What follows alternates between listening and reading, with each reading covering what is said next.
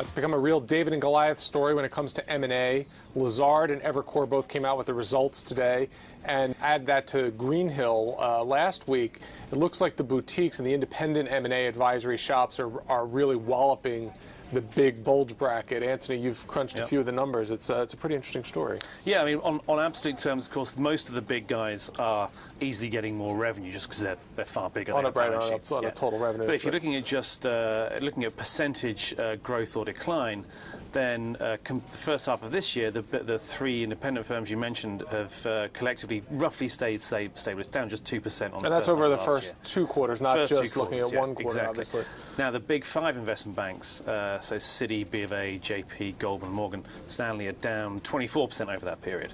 So, I mean, that's a pretty big gulf. And actually, the big 5 are basically representing what's roughly happening in the M&A market. It was down by similar amounts over the same 2 periods overall. It's a good little victory for the And these guys have got, I mean, it's interesting. A lot of these guys are not just joining on some of the bigger deals. They're also getting individual mandates. I mean, not one of the reporting firms, but we saw Centerview Partners as a sort of an exclusive advisor on the KKR deal on one side. And these guys have really been, I mean, it's been a story that's been going on for a few years. Yeah, we've often thought, look, once the cacophony around the crisis disappeared, certainly about the worst parts of the crisis, we kind of assumed that the big guys would come back. They've got the balance sheets, and everyone we know needs to borrow money, or a lot of them have to borrow money to get these deals done. But actually, it hasn't worked out that way. Yes, in some respects, some of these smaller firms are getting in on not necessarily on the back of the big guys, just as a sort of give us an extra bit of advice, but they're joining forces to if anything, it's sort of the other way around. It seems like some of the big banks are now kind of tagging along. Certainly can be. I mean, I think part of it also, I guess, is the LBO story, where a lot of the big banks really do sort of make hay in terms of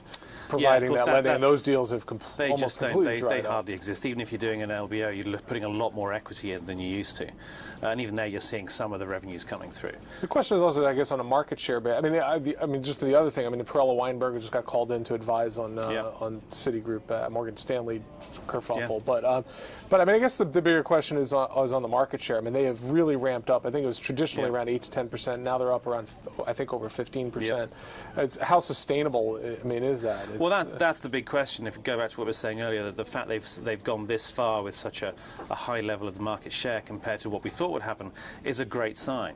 And certainly you've got the likes of Evercore really want to, what is it, they want to strive to be like Lazard in one level. Right, exactly. They're all kind of trying to move up one side. So I think that they've made a good name for themselves, all three of them. Lazard obviously has been around a lot longer than the other two firms. And we've got, as you said, Centerview and loads of others out there, from one-man shops to three-man shops like most.